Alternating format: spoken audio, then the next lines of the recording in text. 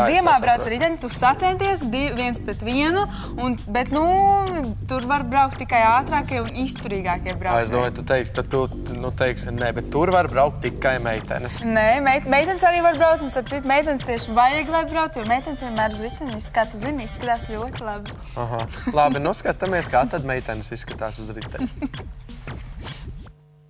Un tas ir izslēgšanas pasākums, kurā principā izslēdz pretinieku, un 2 cilvēki cīnās uz identiskiem velospēdiem, viņiem jābrauc 500 metri, un tas, kurš pirmais nobrauc 500 metrus uz vietas, uz šī ruļļa, tas arī vinnē, un otrs pretinieks tiek izslēgts no turnīra.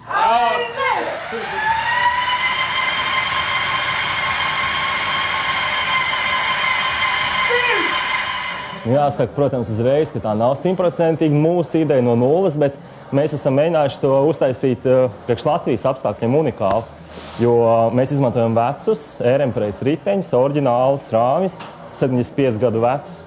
Nekur pasaulē tā nav.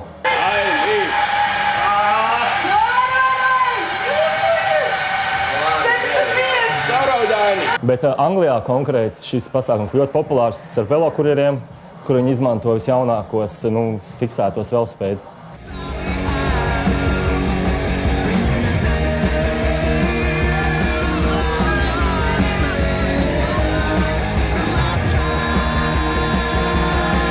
Ir velosipēds, ir stūre, ir dakša, kas ir nostiprināta, priekšējais rats, tātad tiek izņemts.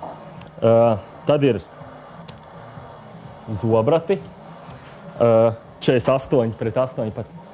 Un ir rullis, velorullis, uz kura ir uzlikts aizmugurējais rats, un minoties ar riteni viņš griežās. Un līdz ar to mēs spējam izmērīt katra ruļļa apgriezienu. Tādā veidā var zināt, cik lielu distanci nobrauc velospēds.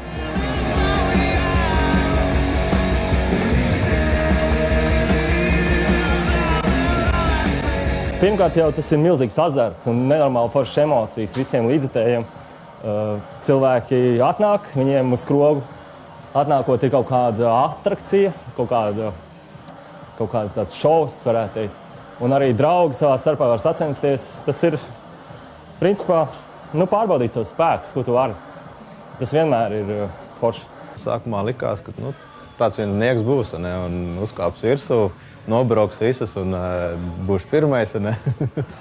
Bet tiklīdz sāku mīt un principā sasniedzot kaut kādus pirmos 200 metrus, jau sāku saprast, ka tas nav viegli un sāku piemesties krampi kājās un domāju, ko darīt. Tiklīdz tev ir blakus kāds, un tad uzreiz sacensību gars iedegās un sākst tur kapāt.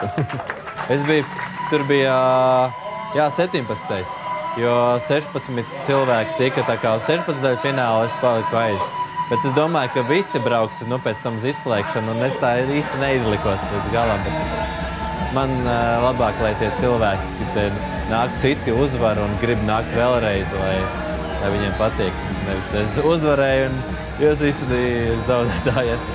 Tas ir azarts, jā, un princips ir tas pats, kas riteņbraukšanai, bet tomēr tas ir pilnīgi savādāk, jo ir uz vietas, un tu redzi, ka cilvēks tev ir blakus, nav tā kā vienkārši sacensības.